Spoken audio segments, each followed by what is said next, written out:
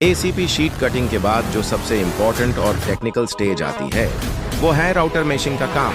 बहुत लोग इस प्रोसेस को सिंपल समझ लेते हैं, लेकिन असल में यहीं पर पैनल की क्वालिटी डिसाइड होती है। अगर रूटिंग सही हो तो फोल्डिंग परफेक्ट होती है, और अगर गलत हो तो पूरा पैनल वेस्ट भी हो सकता है। राउटर मशीन हाई स्पीड पर चलती है, इसलिए सबसे पहली चीज जो याद रखनी चाहिए वो है सेफ्टी। एल्यूमिनियम के छोटे छोटे चिप्स हाई आरपीएम पर निकलते हैं जो आंखों को डैमेज कर सकते हैं, इसलिए सेफ्टी ग्लासेस पहनना जरूरी है। हाथ के लिए प्रॉपर ग्रिप वाले ग्लव्स होने चाहिए ताकि मशीन कंट्रोल में रहे। डस्ट मास्क भी इंपॉर्टेंट है, क्योंकि रूटिंग के दौरान हल्का पाउडर और फ्यूम्स निकलते हैं जो लंग्स को अफेक्ट कर सकते हैं। और सबसे जरूरी बात, शीट हमेशा फ्लैट और स्टेबल सरफेस पर होनी चाहिए। अगर शीट हाइलेगी तो ग्रूव सीधी नहीं बनेगी। अब बात करते हैं प्रोफेशनल तरीके की। सबसे पहले कटिंग के बाद शीट को क्लीन करें।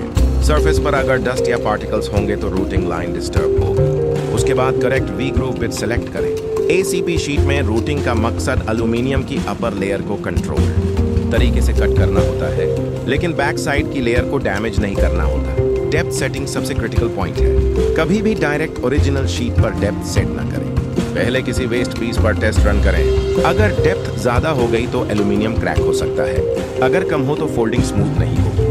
प्रोफेशनल राउटिंग वही होती है जहां कट प्रिसाइज हो और पैनल स्ट्रांग भी रहे। राउटर चलाते वक्त स्पीड स्मूथ और स्टेडी होनी चाहिए। झटका देने से या रुक रुक कर चलाने से लाइन उनीवन हो जाती है। मशीन को एक ही डायरेक्शन में कंट्रोल के साथ चलाना चाहिए। प्रेशर भी बैलेंस्ड होना चाहिए, ज्यादा फोर्स देने से पैनल वीक हो सकता है। राउटिंग कंप्लीट होने के बाद ग्रूव को चेक करना जरूरी है। लाइन सीधी हो, डेप्थ इक्वल हो और एल्यूमिनियम लेयर क्रैक ना हुई हो। यही डिफरेंस होता है एक नॉर्मल काम और एक प्रोफेशनल काम।